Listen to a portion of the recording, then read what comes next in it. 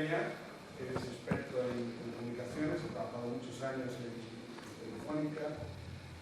Me acabo de enterar hablando con él que fue el director de una revista mítica de las telecomunicaciones, la revista pionera en España en hablar de estas cosas, que es Telo. Sí, y mi voz está fatal, por lo tanto, desde José de la Peña ya saben quién es, un poco por el programa de semana, y nada mejor que conversar. Bueno, pues buenas tardes, me oye bien, ¿verdad? Buenas tardes, muchas gracias por estar aquí, muchas gracias a la Casa de la Cultura por invitarme. Y hoy vamos a hablar de esto, de transformación digital en el mundo VUCA, con lo cual voy a tener que explicar las dos cosas. Voy a tener que explicar qué es transformación digital y qué es un mundo VUCA, ¿no? Y básicamente esa va a ser la presentación. Entonces, lo que me gustaría primero empezar es felicitándoles a todos. Felicitándoles a todos porque vivimos tiempos interesantes. El hecho de que estos tiempos sean tan inciertos es porque son interesantes. Esa es la maldición de los tiempos interesantes, ¿no? Que son más inciertos. Y no estoy hablando de la política, no estoy hablando de que ganara ayer este hombre. Estoy hablando de lo que la tecnología está trayendo de incertidumbre por el ritmo de cambio. Entonces, de eso vamos a hablar, pero es verdad que con el tiempo podremos decir que nosotros hemos vivido el nacimiento de Internet, hemos vivido el nacimiento de la telefonía móvil, de las redes sociales, de la banda ancha, de los smartphones, de muchas cosas que están cambiando el mundo. Y no hay tantas oportunidades en la historia de que coincida que vivas en esa época, o sea que enhorabuena, ¿vale? Lo malo, cojamos lo bueno por lo malo por lo bueno, lo bueno por lo malo. ¿Por qué vamos a hablar de transformación digital? Porque si vas a Google y miras un poco cómo van las búsquedas de este concepto, en inglés, por ejemplo, pues ves que se han disparado en los últimos años y es un concepto que se está repitiendo constantemente. Yo antes tenía una alarma en Google de transformación digital y me daba 2 o 3 resultados y ahora prácticamente no los puedo leer de tanto que hay. Cualquier cosa en la que se hable de futuro, se habla de transformación digital. ¿Y por qué estoy yo aquí? Bueno, esta foto es para resumir, esto es una feria de libros. ¿Por qué estoy aquí? Pues porque publicamos un libro que se llamó La Gran Oportunidad, que tenía las claves de la transformación digital, y también para que veáis a la otra parte del libro, a la otra autora, ¿no? a Mosil. Y lo que hicimos fue una gran investigación para tener un mapa de qué era esto de transformación digital, ponerle un poco los límites a este concepto, ¿no? Cuando hablamos de transformación digital hablamos de tecnología. Principalmente, casi todo el mundo entiende que hablamos de tecnología. Ya veremos que no es así, que no es la transformación digital solo tecnología, pero al menos hay 4 tecnologías importantes que están marcando el ritmo de todo esto.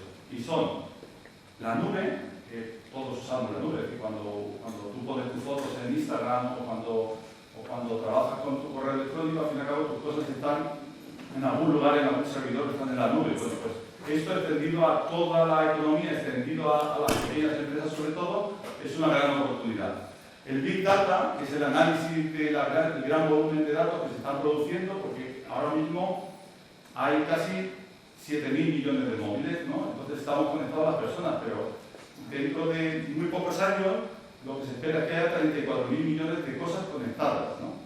Coches, electrodomésticos, sensores, etc. Entonces, eso estará produciendo datos constantemente y hay algo que tiene que trabajar con esos datos y sacar conclusiones que sean útiles para nosotros. Después está toda la parte social, que serían todas las redes sociales, toda la relación que estamos teniendo a través de las tecnologías, y la movilidad. Esos serían los 4 ejes. Dentro de la movilidad meteríamos eso que pone IoT, que sería Internet of Things, el Internet de las cosas, son las pequeñas cosas que estarán conectadas. Y englobando esto, 2 tecnologías que son emergentes, una muy importante que es la ciberseguridad, porque el punto débil de todo este montaje que tenemos es justo la seguridad, y después otra emergente que es la inteligencia artificial, que también viene con sus propios problemas, pero que ya la estamos viendo aparecer en nuestra vida, ¿no? Entonces esto sería un poco el panorama tecnológico, ¿no? Pero yo lo que quisiera demostrar a lo largo de la charla es que cuando hablamos de digital no hablamos de un mundo más técnico y más alejado del hombre, sino hablamos de un mundo más humano. Digamos un poco por dar una pincelada, el hecho de que haya más datos sobre nosotros y se puedan dirigir a nosotros de una manera más personal, más a la medida, más personalizado, pues hace que no se nos trate como antes se nos trataba, que era como un bloque, o sea, como un segmento. Decía, personas de 30 a 40 años, pues le gusta esto. Y muchas veces tú mirabas a tu vecino y no te parecías en nada, aunque tuviera la misma edad. Bueno, pues esta personalización es parte de esa aproximación más humana. Pero es que hay muchos más elementos que van a hacer esto más humano. Lo social, el hecho de que todo sea más social, que tengamos más poder, gracias a esa relación hace que todo sea más humano. Pero eso lo veremos en la charla, ¿no? Entonces lo que me gustaría es empezar con una especie de análisis a vista de pájaro de qué es la transformación digital. Y entonces quería empezar con algo que tiene mucho éxito en Internet, que son los animalitos, ¿no? Voy a pasaros una foto de animalitos. Perdonad que os ocupe, pero vamos a estar aquí una hora y si empiezo con usted va a ser difícil, ¿vale? Entonces, ¿qué os parece? Entonces voy a pasar una serie de fotos de animales. Hay un lagarto, no sé si se ven. Yo os preguntaré cómo creéis que le va a estos animales en su entorno. ¿Creéis que le va bien, mal? ¿Mejor que a Cerato, por ejemplo? Sí. Bueno, pues básicamente esto es la transformación digital. La transformación digital es estar adaptado a tu entorno. Entonces voy a poner un vídeo muy corto, simplemente porque me parece una buena metáfora para entender esto. Entonces, voy a ponerlo. No es importante lo que dice, hablan en inglés, pero es muy fácil de entender lo que está pasando.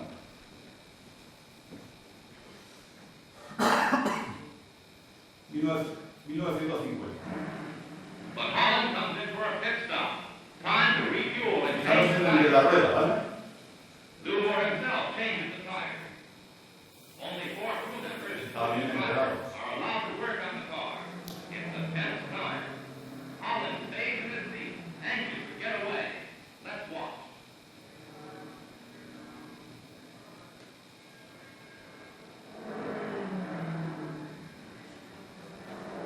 Un vasito de agua que tenemos, es todo muy personal. Tiene un vaso de agua, otro vaso de agua. De la rueda ya terminado. Ahora va la otra.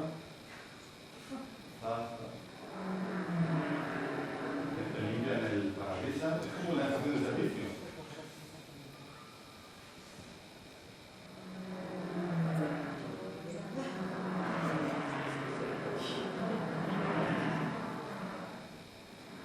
The tires are changed at last. A crewman polishes the windshield as Holland moves away just 67 El comentarista dice, y solo en 67 segundos sale de allí. Que lo ha hecho muy bien, lo ha hecho muy bien. Estamos en el 2013, bueno, como si estuviéramos ahora también, ¿no? Antes había 4 personas por seguridad, aquí hay 21, mucha tecnología. A partir de que llegue el coche, que nadie pasa, ¿eh?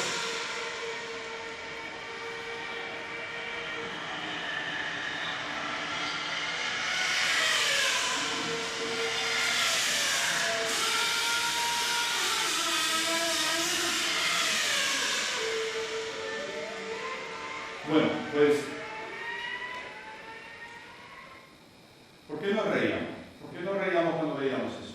Porque veíamos a alguien y lo comparábamos con nuestra situación actual, ¿no? Porque realmente estamos en el 2013, ha pasado 65 años y ya nos parece ridículo el modo en que se cambiaron las ruedas. Pues esto ha ocurrido a muchas empresas, pero a una velocidad mucho mayor. En un espacio de tiempo muy corto, hay empresas que se comportan como ese coche del año 1950. Empiezan a funcionar como antes lo estaban haciendo, como aquello que les dio éxito en un entorno en el que la tecnología ha cambiado y las cosas se hacen de otra manera. Entonces, por eso la transformación digital no es más que adaptarse a un nuevo contexto digital. Ese coche, que seguramente sería el campeón de Fórmula 1 de su época, ahora nos parece ridículo. Pues es igual con cualquier empresa si no utiliza la tecnología del contexto digital, que es lo que están usando sus clientes, que es lo que están haciendo sus competidores y que es lo que están haciendo cualquier empresa del mundo, ¿no? Entonces, básicamente, como siempre que te invitan a cualquier sitio y te llevan un regalo, mi regalo para todos vosotros sería deciros que la transformación digital es para todos, es para empresas, sobre todo para empresas pequeñas, que es la primera vez que tienen la oportunidad de competir con las grandes en pie de igualdad, pero sobre todo es una transformación, más que digital, es una transformación mental, es una transformación cultural. Dentro de poco, o ahora mismo, cualquiera de nosotros tenemos los mismos aparatos digitales. Yo puedo tener un smartphone y cualquiera de vosotros puede tener uno. Y lo podemos utilizar para cosas muy diferentes. Uno lo puede utilizar para ser más productivo y otro para cazar Pokémon, ¿no? Claro, si cazas Pokémon un rato sí, pero si cazas toda tu vida Pokémon, pues tu vida, o sea, es algo mental, el hecho de que tú aproveches o no este cambio tecnológico.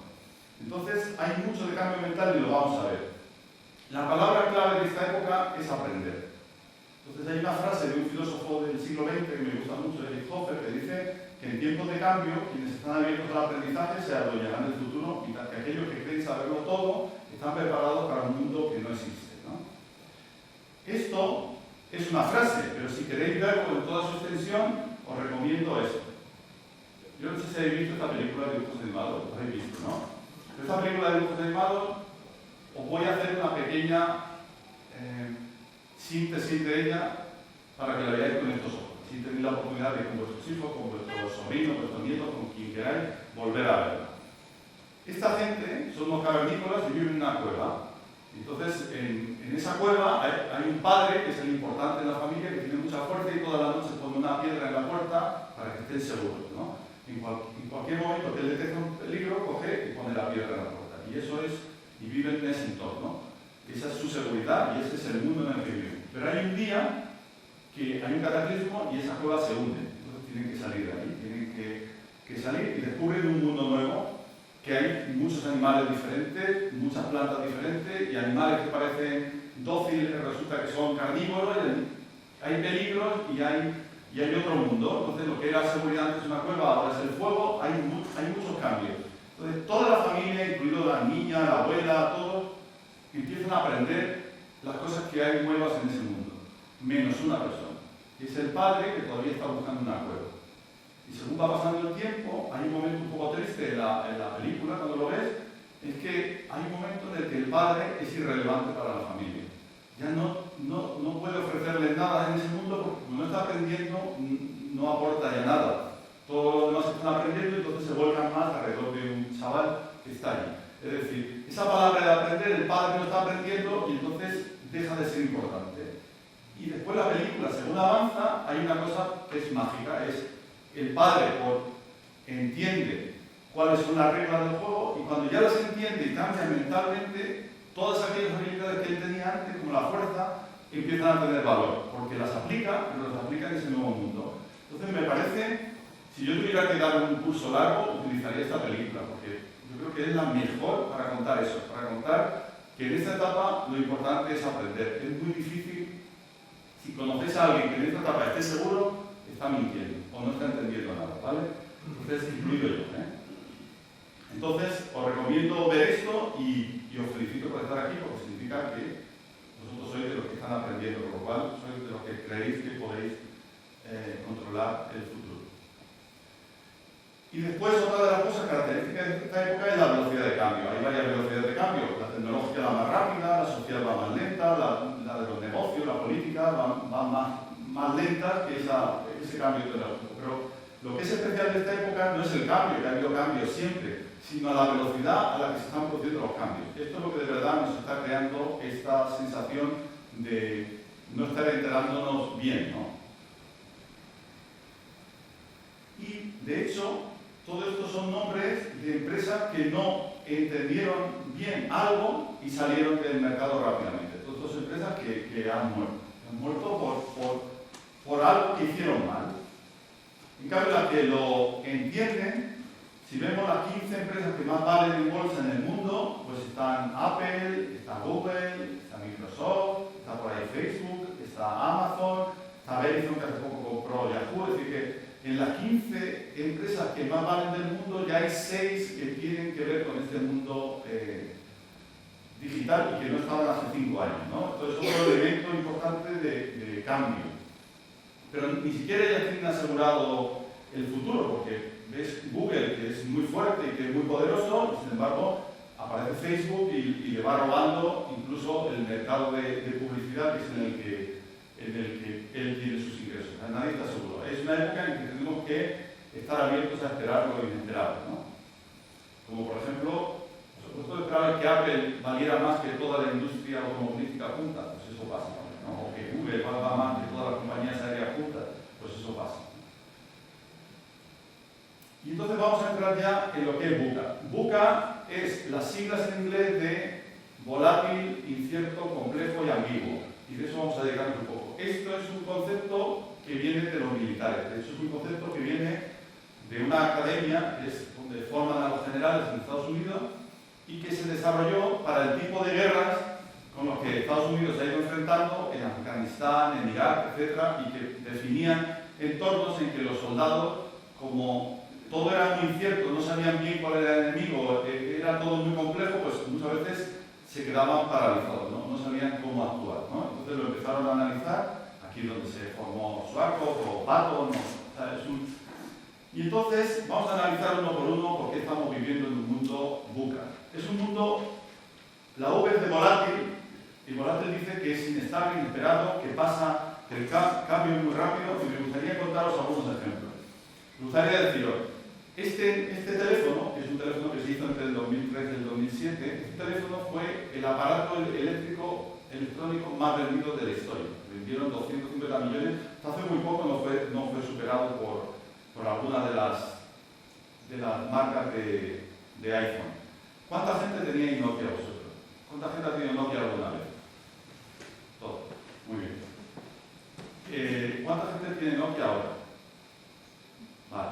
Pues ¿qué ocurrió? Porque en el 2007 apareció algo, que es el iPhone, hecho por alguien de fuera. Aparecieron en el mundo del smartphone. Entonces, Nokia, que tenía el 50% del mercado, pues se derrumbó y prácticamente ahora mismo Nokia tiene el 0,1% del mercado de los smartphones, ¿no? Que es el principal mercado de telefonía. Y ya fue vendido, su división de móviles fue vendida a Microsoft, y Nokia, que fue la empresa europea que más valor tenía, pues ahora ha quedado en una empresa de redes, pero no una empresa de telefonía móvil.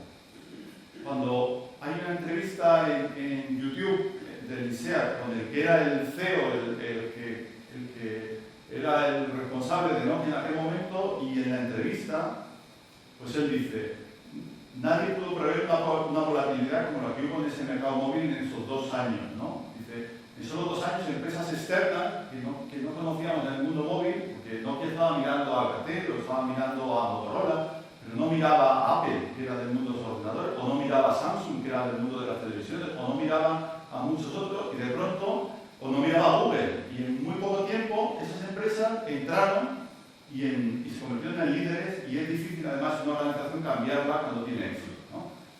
Entonces, era asombroso que Google se comprara un sistema operativo que era el Android y en solo 2 años dominara el mundo de los móviles, que ahora mismo el 86% de los móviles tienen sistema operativo Android y el 13% lo tienen de Apple, y el resto prácticamente no existe, porque ya con eso ya suma 99 casi, ¿no?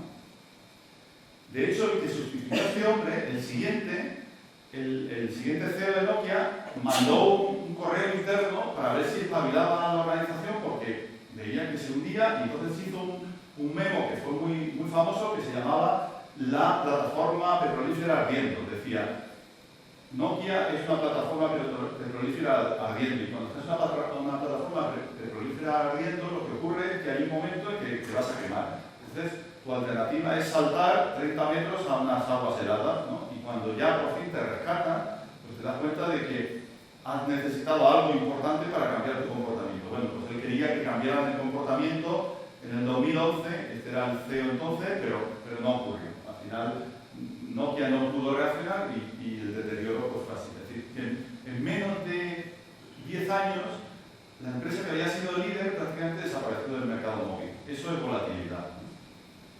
Y bueno, y si habéis tenido BlackBerry, pues igual, BlackBerry en Estados Unidos lleva el 50% del mercado, ya no existe, lo que tenían acciones de BlackBerry en prácticamente 4 años perdieron todo su valor y desapareció una estrella que apareció y desapareció. O imaginaros esto, imaginaros esta noticia. Esto es el 2011, ¿no? Dice, Mercadona supera al Corte Inglés. Si yo fuera Juan Roche, diría, oh, qué bien, fantástico, que me va. Y en 2013 digo, mira, me he metido en Euskadi, en el campo de mi competidor principal, ¿no? Pero apenas pasan 2 años y ya aparece esto. Dice, Amazon, alguien que vendía libros y que después ha empezado a vender, va a entrar aquí y ya está Amazon vendiendo por las ciudades frescos y compitiendo con Mercadona. Esto pasa, este es este ritmo. No es que no haya pasado antes, pero no ha pasado nunca a esta velocidad, sobre todo porque muchas de estas cosas vienen del mundo online y bueno, pues si ahora hay 30 millones prácticamente de internautas españoles, pues un tercio le compran por internet, es decir, que no es cualquier cosa esto, ¿no? Y por eso cuando miras las empresas que están en el Standard & Poor's 500, las 500 más valiosas, cuando ves cuánto tiempo duran en ese ranking de las más valiosas, cuando estábamos en los 60 duraban en promedio 60 años en el ranking, después fueron durando solo 25, 18, cada vez duran menos. Y en los últimos 10 años la mitad ha sido reemplazada, como habéis visto que casi todas las de internet están allí. Es decir, que cada vez es más difícil mantenerte siendo grande, ¿no? Y este hombre, Larry Hamel, que es uno de los escritores sobre gestión empresarial que más se sigue, pues dice eso, hay que vivir como si ya fuera en algún garaje alguien estuviera forjando una bala con el nombre de tu compañía. Y yo voy a poner un ejemplo que yo viví, ¿no? Yo trabajaba en Telefónica Móviles en ese momento, en el 2012, ¿no? Y de pronto en el 2012 perdimos el 40% de los ingresos de algo que era muy rentable, que eran los mensajes cortos. ¿Por qué? Porque había aparecido una empresa que era imposible que nosotros la tuviéramos en nuestro radar, que nosotros estaríamos viendo ahora, nosotros estaríamos viendo a Vodafone. Esta gente no la podíamos conocer, eran 13 personas, era una empresa creada por un ucraniano que vivía en Estados Unidos y de pronto se llamaba WhatsApp. Y ahora el 90% de todos usamos WhatsApp y los mensajes cortos en aquel momento perdimos el 40% en un solo año de ingreso, en 2 años de 60 y prácticamente ahora es residual, ¿no? Es un ingreso residual que ha desaparecido. Esto es volatilidad.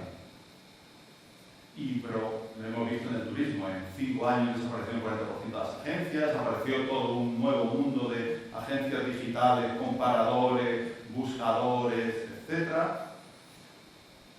Y pasa en otros sitios, ¿no? Airbnb y los hoteles, Uber y los taxis, BlaBlaCar y los autobuses, Quickstarter y un poco la financiación de empresas que están empezando. Y no digamos la música, que estos son olas que han ido pasando por... Esto es un poco difícil a lo mejor de ver, pero si veis un poco ahora mismo los ingresos de la música están al nivel de hace 30 años. Están al nivel de aquí, de cuando había cassette, ¿no? A la música le fue muy bien cuando empezamos a comprar CDs, porque dijeron, hay que tirar todos los cassettes y empezar a comprar CDs. Y estaba muy bien, pero en ese momento hicimos la música digital y cuando apareció Internet, pues esta música digital se empezó a intercambiar y hubo un proyecto que en el año 2000 se llamaba Napster, que fue perseguido, y entonces en vez de apostar por una nueva evolución, pues se fue a los tribunales con ello y se perdió el ritmo, ¿no? Fue un sector que se fue. Porque ahora se está manteniendo, incluso empieza a crecer, ¿no? Pero ha habido más música en vivo, etc. Pero ha retrocedido casi 30 años. Esto es un gráfico que habla por sí mismo. Esto es de los periódicos en Estados Unidos. La línea roja serían los ingresos de publicidad y la línea azul serían los empleos, ¿no? Bueno, pues habla por sí mismo. La prensa también ha sido muy afectada por esto. Si lo vemos en España, pues si cojo la cotización de Vocento y bajó un 92% del 2008 al 2012. Podemos decir que es la crisis, pero miré yo y en ese tiempo el IBEX había perdido un 51%, es decir, que no era lo mismo, estaba afectado por algo más, ¿vale? O Prisa, pues cayó también un 98%, es decir, que ese impacto y esa rapidez que algo se produce en 5 años no da tiempo a ninguna empresa a reaccionar. Eso es por lo que decimos que este mundo es volátil. Bueno, no digamos el mundo de la banca, había 100 bancos, ahora se han reducido prácticamente a 10 grandes y... Bueno, hemos visto la V de volatilidad, ahora de incierto, ¿no? Incierto es cuando las cosas que antes eran de una manera ahora son de otra, cuando no sabemos bien dónde estamos, cuando lo altamente improbable es más definitorio que lo probable, ¿no? Y entonces, siempre que hay una disrupción, lo que se cuestiona es el status quo. Entonces, imaginemos esto, 2007, ¿eh? Esto es un señor aburrido seguramente en su casa, bloguero, que está comiendo una sopa de letras y de pronto pues, se pone a contar las letras y le faltan 2 letras, la U y la V. Entonces escribe un post en su blog que dice a mi sopa le faltan letras. eso empieza a tener repercusión en otros blogueros hasta que llega a Pastor Rayo, que dice que ve el movimiento y considera que le puede interesar y le invita allí y le intenta explicar que la U y la V, si las hicieran, al cocerlas, pues se abren, bueno, lo que fuera. Pero se hacen eco de eso, siguen hablando con él y al final hacen una U y una V y lo incluyen y él ya hace un post. Esto es una anécdota, pero ¿qué significa eso? Significa que una persona que está en su casa comiendo sopa tiene poder. Eso no había pasado antes. Antes el cliente estaba al final de la cadena y recibía lo que le recibía la publicidad y recibía los productos. Pero su capacidad de quejarse pues, sería mandar una carta. Ahora una persona desde su blog, en su casa, comiendo una sopa, era capaz de mover a una empresa. Y bueno, ya, esto no voy a entrar, porque hay un vídeo precioso de un grupo que se fue de gira y le rompieron la guitarra, una guitarra de $3.000.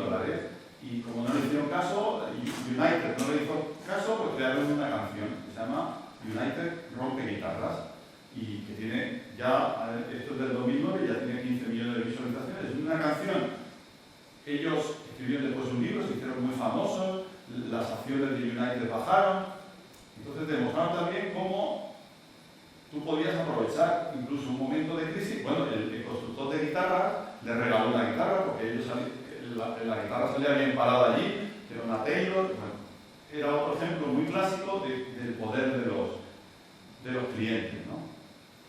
O esto mismo, tú estás en la tele y te ves de pronto a Buenafuente comiéndose una cebolla. ¿Por qué? Pues porque un agricultor, Daniel Molina, de Fuentes de Ebro, en Zaragoza, pues es capaz de mover, hacer unos concursos que se llamaban cebollados, de promocionar sus cebollas. Es decir, que no hay límite para lo que puedes hacer, porque también este hombre, Bere Casillas, que es un sastre de Andalucía, de Granada en concreto, pues un día él aprende qué hacer en internet a través de su hija y pone un vídeo cómo se hace un nudo de corbata, este nudo de corbata que se llama Windsor, que todos pedimos a alguien que nos lo haga como una boda o algo así, ¿no? Porque no sabemos hacer, y tiene 1.600.000 visualizaciones. Se da cuenta de que puede crear todo un canal. Y de hecho lo crea lleno de vídeos, contando cómo hay que llevar las chaquetas, cómo se llevan los puños, o sea, todas las cosas que serían, crea un canal que se llama Elegancia Masculina y se ha convertido en un medio. A partir de ahí, pues tiene una repercusión, empieza otros negocios que tienen que ver con lo visible que es en la red, ¿no? Lo fácil que es ser visible en la red. Y que yo lo descubrí un día porque saltó mi diferencial y me fui a YouTube a ver qué era el diferencial, me encontré un vídeo de 28 minutos de un electricista también andaluz que te va contando cómo va siguiendo una avería de un diferencial hasta que encuentra el culpable, que es un enchufe que está en una terraza y que le entra humedad, pero todo esto con un amigo que le está grabando y muy gracioso y descartando unos casos y otros, y al final me doy cuenta que tiene 176.000 visualizaciones en ese vídeo de 28 minutos, pero que ha creado todo un canal de... ¿Qué es lo que ocurre? Pues esto es marketing de contenido, cuando tú acabas teniendo en tu cabeza a una persona que es este electricista que, sin salirse de lo que él sabe, pues tiene capacidad de convertirse en un medio, ¿no? Y entonces, pues ahora tiene mucha repercusión, ha abierto otros centros donde atiende a la gente. Bueno, pues es simplemente el poder. Esto es algo inusual, esto es algo que no ocurría y que permiten todo esto. Porque los consumidores ahora no somos consumidores, somos una cosa que se llama prosumidores, que es la mezcla de productor y consumidor. De hecho, cuando vamos a un hotel, pues muchas veces si te ha ido bien o te ha ido mal, pues tú escribes tu referencia o bien en la web del hotel o en TripAdvisor, como por ejemplo la pone. Pero es que cuando la gente le dice de quién se fía más, dice un 90% de tu familia. Pero ¿qué es lo siguiente lo que te fía más? Un 70% de las opiniones que están online. Porque dice, bueno, ¿por qué me va a engañar a alguien online? Yo me lo creo, que un 70% cree en las opiniones que hay online. En cambio, si te preguntas cuántos creen en la publicidad, pues son un 47%. Es decir, que las empresas ahora tienen menos poder en el dinero que gastan en publicidad que lo que tienen los usuarios leyendo a otros usuarios. Por eso TripAdvisor vale 11.000 millones simplemente construyéndose a base de 100 millones de comentarios de sitios, simplemente, ¿no? Cosas cosas inusuales. De pronto, en el 2012, la empresa que nos había acompañado toda la vida desde el siglo XIX en fotografía entra en bancarrota. Y decimos, ¿por qué entra en bancarrota? Pues fácil, ¿no? Porque, si lo veis aquí, los carretes de fotos caen en 10 años prácticamente y las cámaras analógicas caen y empiezan las digitales. Entonces la pregunta ¿es que Kodak no sabe esto? ¿Es que esto le ha sorprendido a Kodak por la tecnología? ¿Le ha pillado la tecnología a Kodak? Pues, ¿ves esta foto? Esta foto es la primera cámara digital de 1975. De hecho, lo podéis saber que es 75 por mirar dónde se almacenaba la foto. En un cassette, ¿vale? Y la crea Kodak. O sea, Kodak sabe todo lo que hay que saber sobre tecnología digital. No tiene problema con eso. No tiene problema. Lo que tiene es un problema en la cabeza de saber lo que es ella. Ella está en el mundo de la foto, pero ella se define como alguien que hace carretes. Y lo que cree es que como los carretes tienen más calidad que la fotografía digital, la gente va a elegir por calidad. Pero ya no has entendido el mundo porque ahora la gente hace fotos para compartirla con sus amigos y entonces es otro mundo. O sea, no es un problema de tecnología. Por eso decía que la transformación digital es un problema que está en la cabeza. Porque otros se dan cuenta, porque Fuji, que era su competidor, pues se da cuenta y dice, mira, esto va muy mal, así que me compro Xerox, me dedico a soluciones documentales, y Fuji no le ha ido mal, y en cambio el otro está en bancarrota. O sea que no hay solo una solución cuando ocurren estas cosas, hay más. Y porque solo unos meses después de enero, en abril, Facebook se compra Instagram, que también estaba formada por 5 o 6 personas, por $1.000 millones, ¿no? Ahora Instagram tiene 500 millones de clientes, 300 millones entran cada día, 100 millones de fotos se suben cada día. ¿Por qué? Pues porque el problema es que la fotografía ahora es más importante que antes, no es menos importante, es más importante que antes. Lo que pasa es que es de otra manera. Es una fotografía para compartir, social, en que la calidad no es lo más importante, es el impacto que tiene en tus redes, ¿no? Por eso este hombre, Theodore Levitt, que es uno de los referentes en marketing, dice la gente no compra productos, compra soluciones. O sea, a Kodak no le compraban carrete, le compraban, la gente quería hacer fotos, no quería solo carrete. Da igual si después era digital o era. Entonces, cuando tú vas a una ferretería porque quieres colgar un clavo, tú lo que quieres es una solución para colgar. A veces quieres un agujero en la pared, no quieres un taladro, ¿no? O sea, lo que quieres es la solución. Si alguien te dice que hay otra forma de hacerlo con un láser, pues es eso, no que vayas allá a comprar un taladro, tú tienes el agujero en la pared. Entonces es importante hacer cuenta de eso. Bueno, me salto. Entonces, y otra de las cosas que es inusual sería esto. Me dejé poner este vídeo, ¿vale? Es muy corto, 58 segundos. Es un vídeo del año 2007 también. Los niños estos ya son más grandes.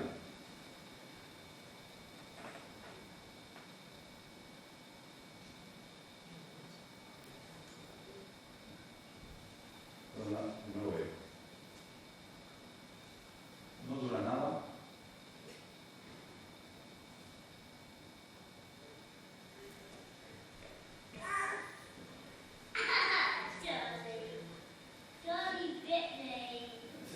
Se llama Charlie me muerde. Es como estaba el libro.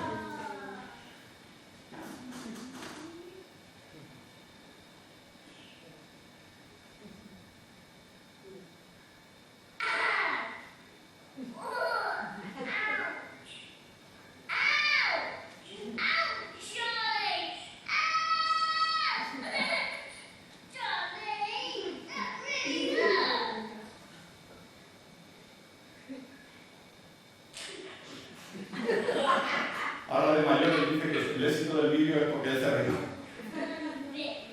Ya está. Este es el vídeo. Me muerde y me hace mucho daño. Vale. Pues, ¿por qué pongo este vídeo? Pues por lo siguiente, voy a ir atrás. Cuando el hombre llega a la Luna, que todos nos sentimos parte de la humanidad que hacía un logro importante, 500 millones de personas vieron el hombre llegado a la Luna, ¿vale? Un 14% de la humanidad. Cuando Iniesta metió este gol, en el minuto 114, con Holanda, 700 millones de personas vieron esto. Nosotros entendemos lo de la Luna porque es como un culmen de la humanidad. Entendemos esto porque entendemos la pasión del fútbol. Pero es más difícil explicar por qué esto tiene 800 millones de visualizaciones.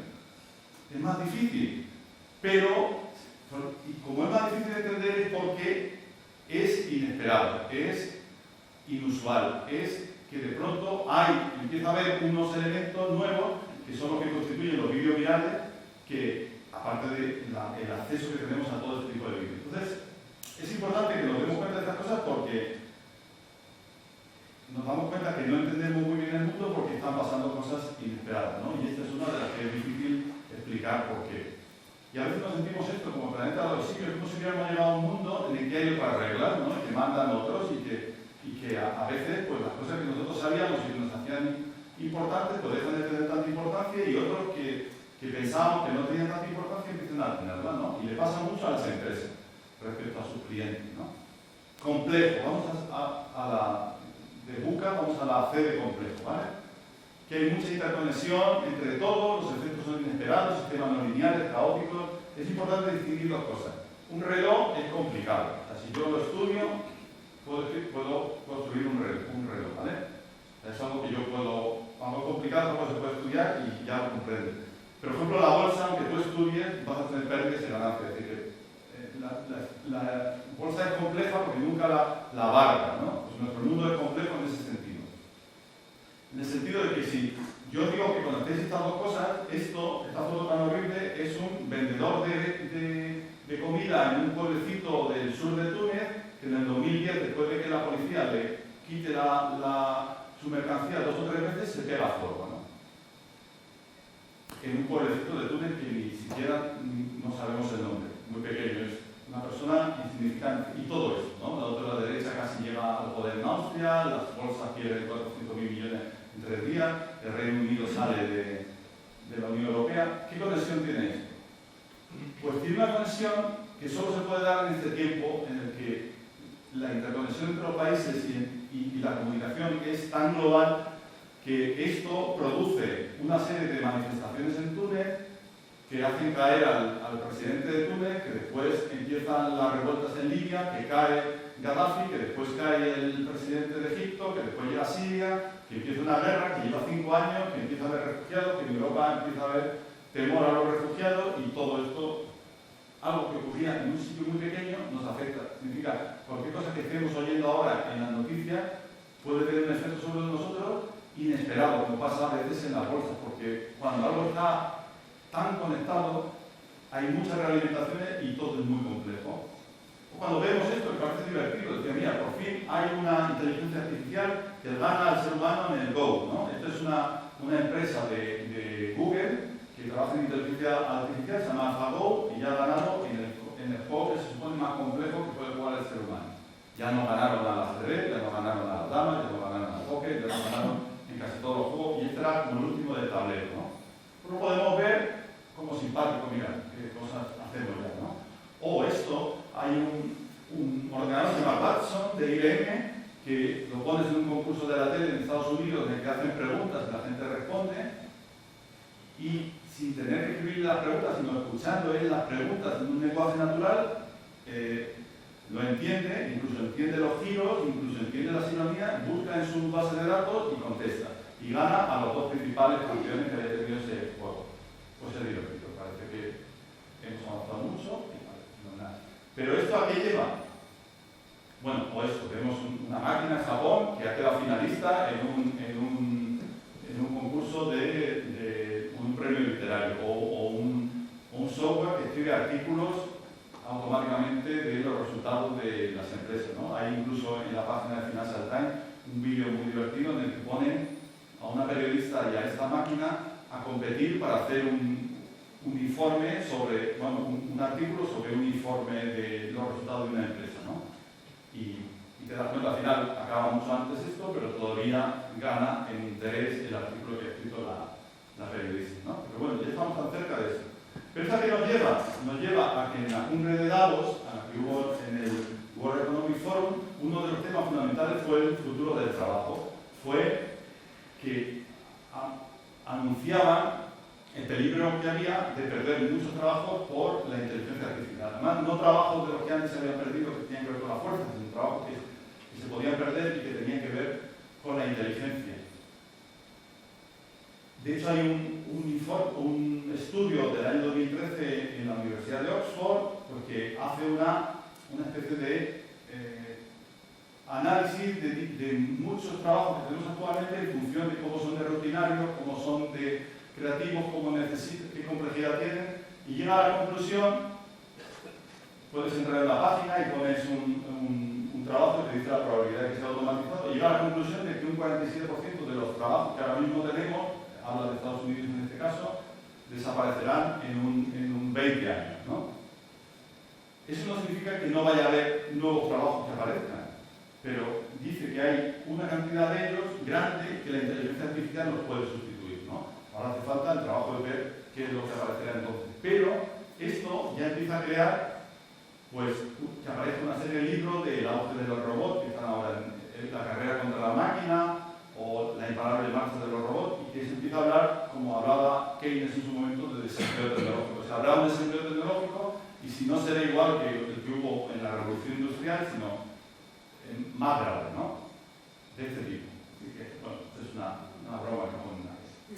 Bueno, y ambiguo es cuando no sabes si algo es bueno o malo, y cuando tienes que cambiar, digamos, casi tu paradigma, tu concepción de la realidad, tu concepción de la sociedad para encajar estas cosas, esa nueva situación, ¿no? Porque las cosas ya tienen causas diferentes a las que había antes y no tenemos precedentes. Entonces, claro, con los robots empieza a haber este debate. Vale, si los robots sustituyen los trabajos, si nosotros no tenemos trabajo, tendrán que pagar ellos la seguridad social, tendrán que pagar ellos los impuestos. Esto lo ha pedido una europarlamentaria, ¿no? Pero empieza a debatirse también. Si esas máquinas que hay ahora en el McDonald's, donde pedimos las cosas ya no hay gente en la barra, tendrían que pagar impuestos, tendrían que pagar la seguridad social. Si algún día resulta que llegamos a la utopía de que hay muchas máquinas que producen mucho, crean mucha riqueza, y entonces esa hay que repartirlo de algún modo, pues el único modo que sabemos de repartir riqueza son los impuestos, por lo cual tendría que haber impuestos sobre los robots, sobre las máquinas, se va a acumular la riqueza en pocas manos. Entonces son temas de los que no hemos empezado a ver y no hay una sostenibilidad social para atajar esto, ¿no? O empezamos a ver países que se comportan como si fueran un servicio electrónico para sus ciudadanos, ¿no? Hay uno que es Estonia, que se ha habla mucho porque hubo un momento que Rusia la atacó, la paralizó prácticamente, entonces es ahora mismo el país de Europa más desarrollado desde el punto de vista digital, ¿no? Pues ¿cómo será esto? Pues este hombre, que es el de Alibaba, que es como el Amazon, pero chino, ¿no? Que ahora van a celebrar el Día del Soltero, que es cuando venden más en un día solo que Corte Inglés en medio año. Y este hombre dice, yo no quiero vender más, yo quiero más datos. Entonces dice, ¿por qué quieres tú más datos? ¿Para qué quieres los datos? Tú no eres de vender. Entonces lo que vemos es esto, que el Corte Inglés, cuando vas a entrar a su página, ya puede predecir un 80% si vas a comprar o no. O que alguien con 100 me gustas en Facebook ya puede saber de ti tu sexo, tu raza, tu ideología, incluso. Y de hecho, este con 250 me gustas, ¿no? Puedes saber con un 95% de certeza, estos datos de Estados Unidos, si eres de una raza o de otra, con un aproximadamente casi un 85% si eres demócrata o republicano, si eres gay, incluso tu género, ¿no? Con un 90 y tanto por ciento. Casi lo que más te cuesta es saber si tus padres vivían juntos cuando tenían 21 años, ¿no? Y esto es una investigación de la Universidad de Cambridge y Microsoft, es decir, que los datos tienen mucha información, es el nuevo petróleo de este dato. Por eso, el mundo está lleno de estas instalaciones que ya consumen el 2% de la energía eléctrica del mundo, los centros de datos. De hecho, encontré hay una foto que no sale aquí, hay un centro de Facebook que prácticamente la energía eléctrica que consume es como la de 9 millones de hogares. Y esto puesto dinero, pues ve que de pronto ocurrió el año pasado que Dell, que era uno de los grandes de la época de los PCs, ahora estamos pasando ya esa época de los PCs, pues tiene 67.000 millones para gastarse en comprar EMC, que es el líder del tratamiento de datos. Es decir, que los datos tienen mucho valor y hay gente que está invirtiendo mucho en ello. ¿O qué me decir de los coches que se conducen solos, de Google, ¿no? En Estados Unidos les han dado un carnet de conducir, pero se lo han dado no a Google o a una persona, se le han dado un software. Le han dado un carnet de conducir a un software. Pero ¿qué es lo que ocurre? Porque esto tiene cuestiones morales por detrás, ¿no? ¿Qué hará este coche cuando tenga un dilema de si pillar a alguien o matar al conductor, ¿no? Pues entonces el MIT, el Instituto Tecnológico de Massachusetts, ha creado esto y podéis entrar, si queréis, porque es un test en el que tú vas aquí y te dice, vas con 5 personas, y están pasando estas personas de allí. Hay una niña, una persona que no te cae bien, como un ladrón lo representa, una señora. Si sigues adelante, chocas y mueren todos. Si vas por allí, mueren los tres que están cruzando. Tú tienes que, hay muchas preguntas que vas eligiendo. Son como dilemas morales y entonces toda la máquina aprende del conjunto de contestaciones que todos vamos haciendo, ¿no? Entonces lo están pidiendo para que estas máquinas tengan algún elemento de moral derivado de lo que las personas decidiríamos. O cada vez más las empresas empiezan a hablar, Gartner, de que serán dirigidas por algoritmos. De hecho, hay un fondo chino de inversión que tiene a un ordenador sentado en su consejo, ¿no? Entonces, estas cosas, que todas esas que hemos hablado, esas ambiguas, no sabemos decirles si son malas, buenas o regulares. Y, en resumen, tendríamos un mundo con más oportunidades, más recursos para competir, más abierto, más rápido, más imprevisible, más complejo y más difícil de interpretar. Entonces, eso es una tormenta y si nos preguntamos, ¿cómo hay que navegar en una tormenta? Pues es verdad que hay que estar en el día a día, hay que estar como la gente que navega en una tormenta, que intenta que no le pillen las olas de costado y lo vuelquen, pero hay que intentar tener una brújula. Entonces hay que, sobre todo si tienes empresa, hay que dirigirlo mucho más en función de valores, de desarrollar tu propia visión y de ser un poco más valiente que hemos sido en otras épocas. Entonces hay que dirigir mucho más que con un plan estratégico. Hay que tener una visión un poco que dé un salto sobre las turbulencias del presente, ¿no? Entonces, si os parece, lo que ahora tengo es simplemente por qué ahora las cosas son más buca que nunca. ¿Qué es lo que hay debajo? ¿Qué es lo que hay? Vamos a ver el secreto de qué es lo que está haciendo esto especial, que en nuestra época sea especial, aparte de felicitarnos que haga que sea especial. Pues bueno, ¿os acordáis? Si estuviéramos en los 80 tendríamos todas esas cosas, y lo que hace que todas esas cosas ahora estén metidas unos años después en un solo dispositivo, pues es esto. Esta revista, que es del año 1965, contiene un artículo que escribió esta persona, que se llama Gordon Moore. Es él en el año 65, Gordon Moore ahora, ¿vale? Gordon Moore fue uno de los directivos de Intel, de la empresa de microprocesadores, ¿no? Y en esa revista, en el año 65, él hizo una predicción, y esa predicción lleva 50 años cumpliéndose, y le llaman la ley de Moore, y él dijo que en el mundo de los microprocesadores, en el 65 todavía no había microprocesadores, iba a salir el primero en el año 71. Él dijo que cada 18 meses el número de transistores que se podía meter en un microprocesador se duplicaría. Entonces también la capacidad de procesamiento del microprocesador. Es decir, como vivimos en un mundo en el que hay mucha tecnología digital, nuestro coche puede tener perfectamente 20 microprocesadores, nuestra televisión puede tener 3 o 4, estamos en un mundo que está lleno de microprocesadores. Por debajo de nuestro mundo hay una progresión geométrica. No sé si os acordáis de matemáticas, pero una progresión geométrica, una progresión aritmética, que era la otra, era pues, como esa la sabemos calcular muy bien. Y a mí me dicen que hay 600 kilómetros de Madrid a Barcelona y que yo voy a 100 kilómetros por hora, yo sé que tardaré 6 horas, porque cada hora le añado 100 kilómetros. Pero una progresión geométrica es algo que primero empiezas por 1, después, por ejemplo, tiene razón 2, después es un 2, un 4, un 8, va multiplicando por 2 cada vez, ¿vale? Y eso es lo que ocurre en esto. Y eso es lo que hace que en el año 65 tú no te cupieras en un avión algo que tenía 5 megabytes, 50 años después algo 26 veces más potente, están en una uña y simplemente 9 años después hay algo 1000 veces más potente. Es esa progresión geométrica que hace que todo vaya muy rápido. Porque la manera en que nos contaban cómo es de lo difícil que es para los seres humanos pensar en progresiones geométricas es esta historia, la historia del rey indio que había perdido un hijo y estaba muy melancólico, lo había perdido en la guerra, y un sabio le ofrece el ajedrez, como que hubiera inventado el ajedrez para él.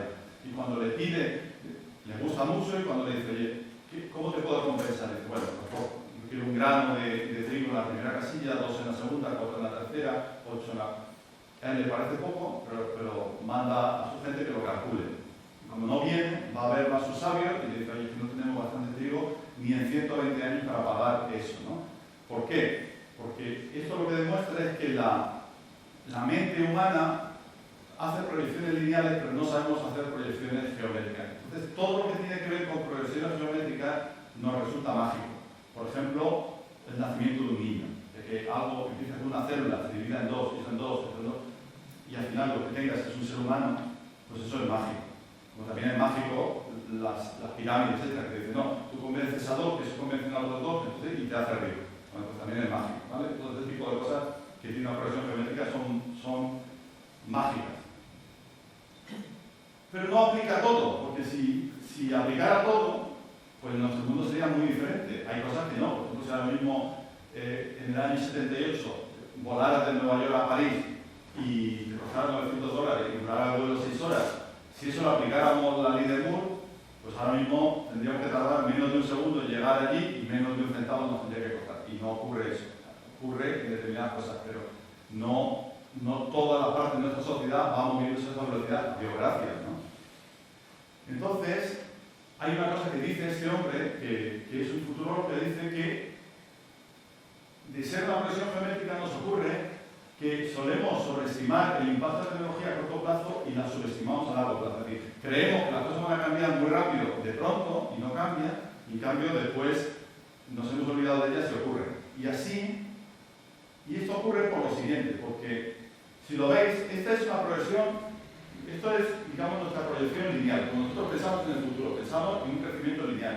Y esto es como empieza una progresión geométrica, empieza muy despacito. Entonces, hay un momento, quizás al principio, en que lo que nosotros pensamos que va a ocurrir y lo que está ocurriendo, pues no coinciden. Y de hecho, lo que nosotros esperamos es más de lo que está ocurriendo. Y entonces, decimos, vaya con el Big Data, ¿no? Llevas un montón de tiempo hablando de Big Data y no está ocurriendo nada. Pero no tenemos paciencia, porque después lo que ocurre es esto. Después lo que ocurre es que a medio plazo la progresión geométrica se dispara y nuestras proyecciones lineales siguen, y entonces hay un gap enorme y el impacto es tremendo. Y por eso por eso tenemos con la tecnología una relación emocional. Y hay veces que nos excitamos y pensamos que la tecnología va a ser lo más. Después no cumple las expectativas y ya no creemos en ella y caemos en la misma desilusión y después poco a poco van creciendo. Y así hay una empresa que todos los años hace este tipo de gráficos, que te dice qué es lo que más nos excita. En el año 2014, pues el Internet de las cosas y el traducir en directo de persona a persona. Y el Big Data ya va bajando. Y ya no creemos mucho en la nube, hemos oído hablar mucho de ello. Y en cambio, este es el tipo de cosas que ya empiezan a funcionar perfectamente en nuestra sociedad, sin que pensemos en ellas, ¿no? El reconocimiento de voz. Si miramos ahora en el 2016, pues es todo lo que tiene que ver con inteligencia artificial, ¿no? Pero que os deis cuenta que cuando todo lo que vemos en titulares en los periódicos es porque estamos en esta parte, ¿no? Y después nos olvidamos de ellos y sin embargo vuelven a aparecer. O sea que nosotros con la tecnología tenemos una relación emocional que hay que entender también y que tiene que ver con ese modo de despegue de progresión geométrica. Entonces, al mundo digital hay que ponerse cuanto antes. Esto es casi una transparencia hecha para las empresas. Hay que ponerse cuanto antes, aunque no lo haga bien, incluso para las personas. Hay que ponerse haciendo lo posible, porque no lo vas a hacer bien al principio, pero este mundo es inevitable. Entonces, bueno, volvemos a las tecnologías que ya las habíamos visto. Y lo que es importante con las tecnologías es no volverse loco. Es decir, no están todas las tecnologías para que usemos todos, sino si tenemos una empresa hay que intentar ver lo evidente. Tenemos que usar la tecnología para lo que están las empresas, para aumentar los ingresos o bajar los costes. Entonces, tenemos que analizar un poco las tecnologías. Con las móviles, normalmente nos ayudan a distribuir nuestras empresas, a poder trabajar a distancia, o sea, nos ayudan a reducir costes. Lo social nos ayuda a entender mejor a las personas que dicen de nosotros, que dicen nuestros productos, a hacer mejor el producto, a ganar más ingresos. ¿Qué es la nube? Pues la nube es, en vez de invertir y tener yo mis servidores, pues cojo servicios y por tanto me afecta a mis costes, en menores costes. Nunca una empresa pequeña ha sido capaz de competir en la grande hasta que existió la nube, ¿no? Y el Big Data normalmente nos sirve para entender mejor a nuestros clientes y por tanto más ingresos. Y volvemos a la idea básica. Todo lo que hemos visto es que cada vez tenemos tecnologías más sociales, más personalizadas. A su vez la ciencia está desarrollando la neurociencia y un análisis cada vez más entendimiento del cerebro. Por eso, en mi opinión, cada vez estamos encontrando un mundo en el que las cosas van a ser más humanas, aunque haya todos esos peligros que tendremos que gestionar como sociedad, ¿no? Porque nosotros somos esencialmente sociedad. Porque si miras un grafo de internet y miras una disposición de neuronas en el cerebro, pues prácticamente es que se parece, ¿no? Y por eso me gustaría acabar con lo mismo. Mi convicción es que vamos a un mundo más humano, tenemos que controlar muchas cosas, pero esto es lo que tenía. Muchas gracias por la atención.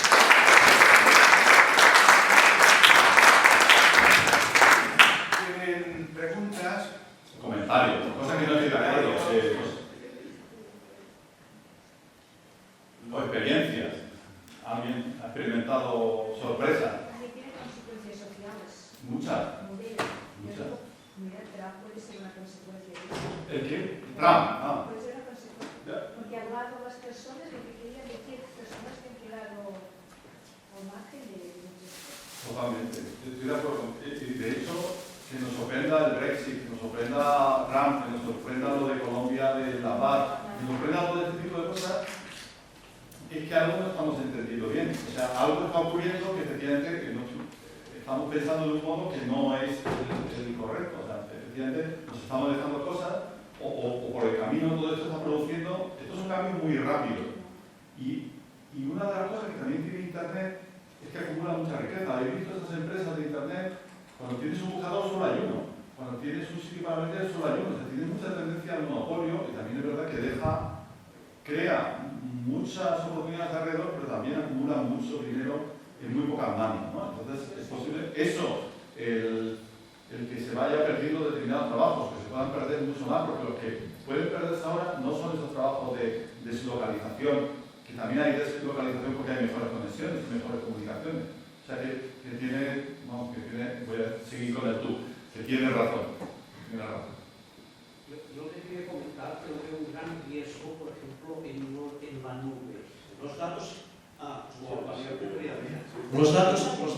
cuando se ponen en la nube, puedo perder un poco la propiedad, no la propiedad continuamente el riesgo de la pérdida del dato, o que alguien me usurpe el dato. Si yo tengo un servidor en mi casa, entonces allí el dato lo tengo más fiable, de acuerdo, más costoso, pero el dato es fiable. Cuando el dato lo tengo en la nube, alguien me puede robar el dato con mucha facilidad. Esto es el primer riesgo que le veo, digamos, en cuanto a nube. Otro gran riesgo que veo es en que Internet puede llegar a ser un gran manipulador de las personas. Por ejemplo, si yo clico en Google, me sale la palabra que alguien me pone que me salga como primero en el buscador, con lo cual me pueden manipular a mí, el conocimiento, por ejemplo, cualquier cosa.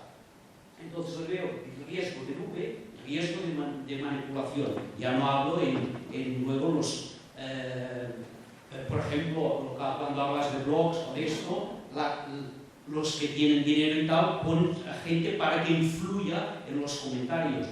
Actualmente, cuando hay comentarios, muchos de los comentarios se nota que son gente pagada con seudónimos, un tío que se pone 50 seudónimos. Entonces, el Internet puede que a la larga sea perjudicial en cuanto incluso a manipular un poco el conocimiento e incluso perjudicial sobre todo en influir en las personas. Bueno, los riesgos que le veo. Sí. Ojo, son evidentes, ¿eh? No. Además, en cuanto, por ejemplo, el tema de capitalización bursátil, que tú has puesto aquí, que Google vale muchísimo, etc. Todos recordamos que Terra valía más que el BBV, por decir una de casa. Sí, lo que Google va valiendo mucho Pero, ojo, Mercedes, Terra, todo el mundo compraba Terra no sé cuánto, llegó a 135, 65, valía más, capitalizaba más que el BBV y el Santander, Lo que pasa es que eso fue una burbuja que hubo en el 2000 y digamos, estas empresas, por ejemplo, superaron esa burbuja. O sea, esto sería como, en cualquier burbuja hay los que tienen un valor, sí que lo superan, no. Por orden, la gente que, es verdad, las empresas que empiezan a utilizar la nube, porque lo utilizan por coste, hacen una especie de nube híbrida. Hay una parte que les parece esencial, que mantienen ellos, y otra parte que es fuera. La gente que ofrece servicios en la nube, que normalmente son Amazon, Microsoft, Google, bueno, todos los grandes, lo que te dicen es que ellos tienen medidas de seguridad para proteger eso mejores que las que tú puedas tener si eres una empresa. O sea, es verdad, tú puedes tener un servidor en tu casa, pero lo fácil que es atacar tu servidor, eso seguro que va a tener más medidas, aunque aunque es verdad que va a ser más atractivo atacarlo y estamos constantemente viendo ataques y problemas de ciberseguridad, pero ellos tienen más medios para protegerlo, aunque también hay sitios, como hemos visto, aquella red social para ligar, para tener una aventura estando casados, esa de Ashley Madison, y de pronto había 30 millones de personas que hubo incluso suicidios porque quedaban a la lista, ¿no? Bueno, por una parte es eso. A las empresas lo que se les vende es nosotros tenemos mejores medidas de seguridad y más expertos de seguridad que el que tú puedas tener en tu propia empresa. Lo que dices de sesgarte tiene razón, porque es verdad que si nosotros dos hacemos una búsqueda en Google nos salen cosas diferentes. Nos salen diferentes porque tiene que ver con lo que hemos buscado anteriormente, con lo cual a ti te van a salir cosas más afines a ti y a mí más afines a mí, con lo cual, en cierto modo, y hay gente que lo dice, Internet en muchas cosas te encierra cada vez más en tus ideas. El mundo físico te expone a gente muy diferente a ti, pero el mundo digital, los algoritmos hacen que te centres sobre todo con gente que tiene un pensamiento más parecido a ti y es más fácil, digamos, estar en una burbuja. Y lo último que era, perdona, bueno, lo último lo que hemos hablado de Terra, pero yo creo que eso es la burbuja, o sea, no porque, esto es como todos los razonamientos, no porque le pasara a uno significa que pasa a todo, era una burbuja. Había el tema de la manipulación. Internet se usa actualmente para manipular un comentario de cualquier cosa. Los comentarios, digamos, la gente que paga para que... Sí, pero eso también podríamos decirlo del mundo anterior en que los periódicos estaban en manos de pocas manos, también te podían manipular. Bueno, y a 8, o sea, los medios eran más caros y tenían menos, sí. O sea, el poder económico también tenía la capacidad de manipular desde allí.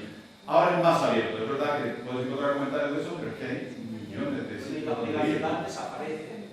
Yo particularmente siempre navego en escondido, para que no me caigan basura en la máquina. Sí, sí. Tú ahora, oye, por ejemplo, tú ahora consultas un viaje para ir a un sitio, aunque cada vez todos los viajes. Esto debería de prohibirse. Cuando tú no has aceptado las cookies, ya está perdido. Y si no lo aceptas, pues no. Esto es como si no aceptas los términos y condiciones y no puedes usar Facebook, o no puedes usar WhatsApp. Pero es verdad que cuando te lo lees te dicen, las fotos que tú pones son propiedad de Facebook en el sentido de que las puedo utilizar. Entonces, es como todo, es como los regalos, es gratis, pero no es gratis, porque tú estás dando datos y encima... Yo creo que tienen que ser conscientes del alto riesgo, a mitad de que un 50% de las aplicaciones en el mundo. Hay análisis de distintos futuros y hay uno de los futuros en el que, por ejemplo, la seguridad empieza a ser una preocupación y hay un retroceso en el uso y hay otros futuros que no son así. No es tan incierto que no lo sabemos. Lo que es verdad es que esto es como vivir en Japón. O sea, sabes que es un sitio de terremotos. Entonces, pues vivir en un mundo tecnológico es así. No va a retroceder. O sea, aunque lo quejemos y gritemos, el mundo va a seguir teniendo tecnología, van a ocurrir estas cosas y lo que hay que aprender es, más que a quejarse, a sobrevivir en él. O sea, como hemos vivido, ahora mismo sales a la calle y no se parece en nada al siglo XVIII. Antes podías andar y ahora está lleno de coches que te pueden matar. Pero yo para mi casa veo una cerradura. Pero tú te quejas de una cosa pequeña y cuando de pronto, por ejemplo, no te quejas de los coches. Tú no te quejas de los coches. Y sin embargo, los coches matan a 1.300.000 personas en el mundo. Y no nos quejamos de los coches. ¿Por qué? Porque nosotros hemos comprado los coches, tenemos una probabilidad de morir en un coche, pero mira, oye, muere más gente en los coches que en la guerra. Y sin embargo, volvemos a oye, qué cómodo. Esto es parecido, tiene sus... Hay una frase de Jefferson, de Thomas Jefferson, que fue presidente de Estados Unidos, que decía que si un pueblo, para protegerse de su libertad, y se pone mucho en la seguridad, incide mucho en su seguridad, perderá ambas cosas, su seguridad y su libertad. Lo decía de una forma más correcta. Y Ernest Jürgen, en su libro Predicciones, decía que el siglo XXI es de los titanes, es el de la tecnología, pero por suerte vendrá el siglo de los dioses, que es la ciencia. Estamos en ese cambio de... Claro. Pero creo que no podemos temer. Una cosa sería la intimidad y otra cosa es la privacidad, y eso es donde, en resumen, lo que nos hace falta es un poco de filosofía. Cuando planteamos este ciclo, lo planteamos con esa intención. ¿Qué falta en la ciencia? ¿Qué falta en en la tecnología pues falta filosofía, falta pensamiento. Eso es lo que queremos que saque. Pero en casi todo, si cuando ahora vemos que dice, vamos a tener avances médicos que nos van a permitir vivir 120 años, 150, ¿no? Dice, fenomenal. Dice, pero estamos ahora con el problema de las pensiones y que voy a ser médicamente viable y económicamente no viable. Son cosas que no tenemos resueltas. Sin embargo, la tecnología nos va a permitir una cosa y tendremos que ajustar eso. Pues igual, nuestra sociedad no está ajustada ahora mismo para que, por ejemplo, las máquinas pudieran hacer gran parte de los trabajos que hacemos nosotros. Entonces, haya un desempleo constante, fijo, que habrá que suplirlo con un dinero mensual a esas personas para que sobrevivan, ¿no? Eso hasta ahora nos parecía absurdo, ¿no? Porque nuestra vida o nuestra sociedad se ha construido a base de que tú tenías que trabajar para ganarte la vida y que eso era parte de tu dignidad. Pero podríamos encontrarnos en un mundo como había utopías antes, es decir, las máquinas harán el trabajo, se creará mucha riqueza y habrá que distribuirla. Entonces, todo esto que estamos oyendo hablar de la renta básica no vendrá por un camino, pero puede venir por otro. Eso se llama intentar encontrar una sostenibilidad en una sociedad con lo que permite la tecnología. Y hemos hablado solo de las tecnologías de la información. No hemos hablado de la biotecnología, no hemos hablado de la nanotecnología, ni hemos hablado de los avances de inteligencia artificial. Es decir,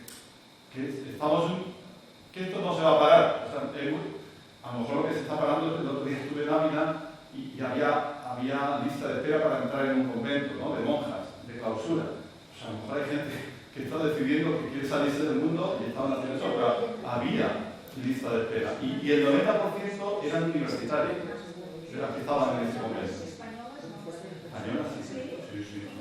Había solo una que era norteamericana, eran todas españolas. Y pasaba también en otro que visitamos que era de hombres. O sea que sí que empieza a haber entre algunas personas la sensación esa, de que esta vida tan compleja no les compensa. O sea, porque bueno, pues es así. Pero habrá que recordar que García Lorca, que estuvo un tiempo en Santo Domingo de Silos, y cuando salió dijo, ahora sé dónde están los verdaderos ateos.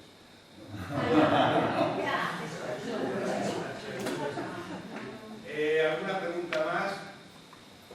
El próximo jueves vendrá Santi Moese, que es un formador de la ONCE, es invidente, con lo cual nos va a demostrar cómo las nuevas tecnologías, las tecnologías de la información, permite a una persona vivir de algo mucho más que sea vender un poco, sino poder desarrollarse en plenitud como cualquier persona.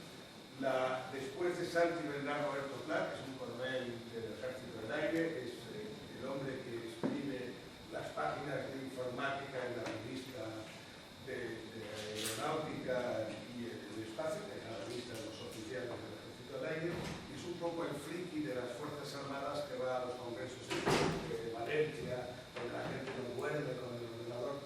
Él es un poco, esto es un aerotrastornado, como dice el cine, y él les enseñará, les dirá, supongo, una verdad, que es que el problema de la ciberseguridad no está en los militares, probablemente, sino está en Google o en Apple, ¿no? Y la última conferencia del ciclo vendrá Isabel Campos. Isabel Campos es la persona del Consejo Superior de Investigaciones Científicas encargada del Big Data del acelerador de hadrones. Es la persona que ha datado todo lo que está dando el descubrimiento del bosón de Higgs, la partícula de Dios. Les espero el próximo jueves.